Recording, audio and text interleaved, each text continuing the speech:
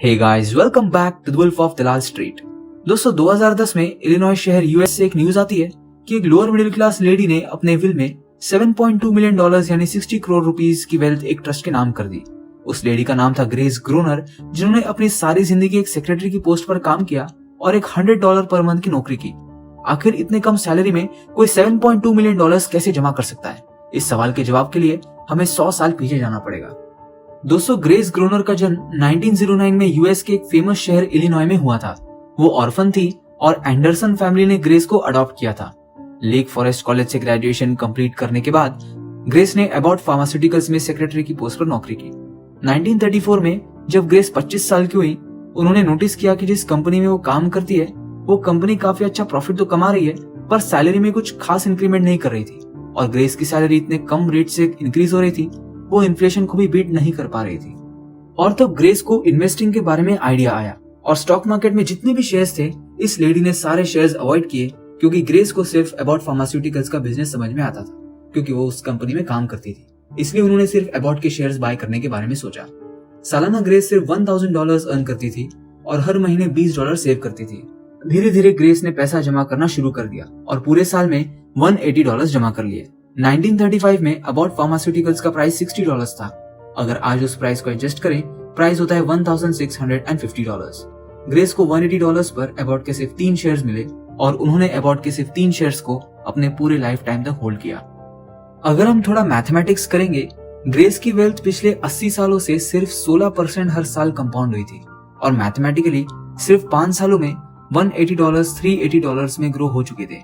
इसका मतलब है ग्रेस ने 100% के रिटर्न्स 5 सालों में अचीव कर लिए थे और 22 साल बाद 1957 में ग्रेस को $180 डिविडेंड्स के थ्रू मिलना शुरू हो चुका था, जो उसके कैपिटल के इक्विवेलेंट था। इन्वेस्टमेंट के 30th ईयर में ग्रेस को $850 डिविडेंड्स के थ्रू मिलना शुरू हो चुके थे, क्योंकि पूरे इन्वेस्टमेंट की वैल्यू $40,000 के आसपास हो चुकी थी और ग्रेस ने लाइफ टाइम एबॉट फार्मास्यूटिकल्स के शेयर्स को होल्ड किया और 75th ईयर में ग्रेस ने $40,000 सिर्फ डिविडेंड से अर्न किए और पूरे इन्वेस्टमेंट की वैल्यू $7.2 मिलियन हो चुकी थी। ग्रेस ने कभी कोई intraday, options, short term investment किया ही नहीं, सिर्फ एक कंपनी के शेयर्स में इन्वेस्ट किया और उस कंपनी को लाइफ टाइम तक होल्ड किया। दोस्तों हमने पिछले वीडियो में डिस्कस किया था वेल्थ कन्विक्शन से बिल्ड होती है। उसी तरह ग्रेस ने अपने शेयर्स पर कन्विक्शन रखा। 75 ईयर्स इतना लंबा समय होता है। 1929 का great depression, world war 2, .com bubble और द ग्रेट रिसेशन ऑफ 2008, ये सब रिसेशंस ग्रेस ने सरवाइव किए और अपने शेयर्स को नहीं बेचा। स्टॉक मार्केट शॉर्ट टर्म के लिए बना ही नहीं है और लोग इसे गेट रिच क्विक स्कीम समझकर ऑप्शंस में ट्रेड करते हैं या फिर 10-15% का छोटा मोटा प्रॉफिट कमाकर स्टॉक को सेल कर देते हैं। इस ट्रेडिंग से हम अपने घर के डेली नीड्स फुलफिल तो कर सकते हैं, पर एक नए घर का ड्रीम कभी फुलफिल नहीं कर सकते, क्योंकि ट्रेडिंग हमें छोटा मोटा शॉर्ट टर्म सेटिस्फैक्शन दे सकती है पर कभी वेल्थ क्रिएट नहीं कर सकती, क्योंकि वेल्थ सिर्फ 2 चीजों से बनती है, पेशेंस और इन्वेस्टमेंट। दोस्तों ट्रेडिंग और इन्वेस्टमेंट में सिर्फ एक बहुत बड़ा फर्क है, उसे हम फेवरेबल आउटकम्स कहते हैं। मान लेते हैं आपने एक कॉइन टॉस किया और अपने हेड्स पर बेट लगाई और सरप्राइजिंगली हर रोज हेड्स ही आता है। ऐसा आपने 99 टाइम्स किया और हर बार हेड्स आया, तो क्या आप बता सकते हो कि 100 टाइम क्या होगा? अगर आपने हेड्स कहा तो मैं बता दूं, ये आउटकम्स हमारे कंट्रोल में नहीं रहते, क्योंकि स्पेकुलेशन की कैटेगरी में आते हैं। ट्रेडिंग भी ठीक उसी तरह काम करती है। अगर हम कंटिन्यूअसली 10 दिनों तक 4 से 5% का प्रॉफिट कमाएंगे, 11th डे पर हमें लॉस हो सकता है, क्योंकि हम हर रोज स्पेकुलेट कर रहे हैं।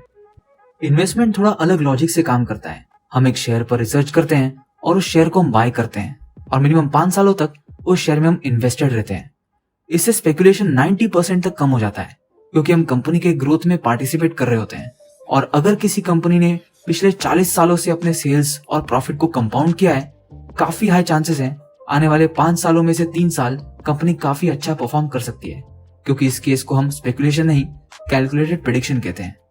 इमेजिन करो Warren Buffett, John Bogle, Peter Lynch, RJ Damani, Vijay Kedia और बहुत से अमेरिकन और इंडियन इन्वेस्टर्स ने अगर 10-15% प्रॉफिट के लिए स्पेकुलेट किया होता, तो आज वो कहां पर होते?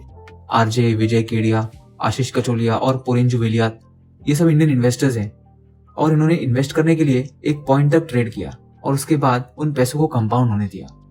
अमेरिकन इन्वेस्टर्स ने आज तक एक भी इंट्राडे शॉर्ट टर्म ट्रेड नहीं किया है।